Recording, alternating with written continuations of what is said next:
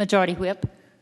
Madam President, these days there's an online component to almost everything that Americans do. Were you at the beach last weekend? You undoubtedly posted pictures on Facebook and Instagram. You probably use Google Maps or Waze or another map app to find your way there. You undoubtedly booked a hotel stay on one of the myriad hotel booking sites. And you transmitted your credit card information online to pay for it.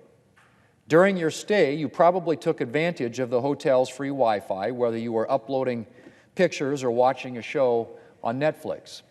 If you had dinner at a restaurant while you were there, there's a good chance you used the internet to make a reservation.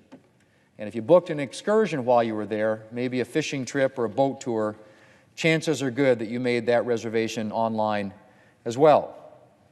I could go on, but you get the idea. The internet and mobile internet enabled devices like our phones and watches have resulted in an explosion of opportunity and innovation. Information is more accessible than ever before. We can communicate more swiftly and easily than ever before. We can shop without leaving our house, strike out confidently into the unknown without a map and still find our way back, turn on the air conditioner or heater with a simple voice command, and see who's knocking on our door while we're 600 miles away on vacation. But with the convenience and opportunity of the internet revolution comes serious privacy concerns. Every time we book a hotel, navigate a new town, buy movie tickets, or order groceries online, we're putting a lot of personal information into the hands of a lot of different companies. Banking information, health information, information about our location, our preferences, our habits. All of this information is likely used in some form or fashion by some of the world's most successful internet businesses to personalize our search results on Google or to deliver the content that we see on Facebook or Instagram. As a member and former chairman of the Senate Commerce Committee, I've gotten an up-close look at the issue of consumer privacy. And I believe that developing bipartisan consumer privacy legislation needs to be a priority here in Congress. Last year, as chairman of the Commerce Committee, I convened hearings into consumer data privacy and the accessing of millions of Facebook users' personal data by the political intelligence firm Cambridge Analytica.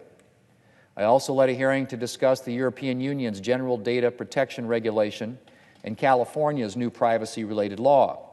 And I've continued to focus on consumer privacy this year as chairman of the Commerce Subcommittee on Communications Technology, Innovation, and the Internet. A few weeks ago, I convened a hearing to look at the use of persuasive technology on internet platforms like Facebook and YouTube. Sites like YouTube and Facebook use algorithms and artificial intelligence driven by user-specific data to tailor just about everything that you see on their platforms, from ads to the video that plays after the YouTube video you searched for. These algorithms can be useful. If you search for Paul Simon's diamonds on the soles of her shoes on YouTube, you probably won't mind hearing Graceland next. And if you're shopping for a new computer, you might find it useful to see an ad for the latest HP or Apple laptop. But these algorithms can also be deployed in far more troubling ways. For example, in June, the New York Times reported that YouTube's automated recommendation system was found to be automatically playing a video of children playing in their backyard pool to users who had watched sexually themed content. Algorithms can also be used to limit what news stories and other content people are exposed to. As we learned from a witness at the hearing on persuasive technology, a former Google employee named Tristan Harris, these algorithms have the potential to be used to influence the thoughts and behaviors of literally billions of people. For all these reasons, I believe that transparency needs to be an essential part of the conversation. Americans should be clearly informed how their personal data is being used and how companies influence and control what Americans see online.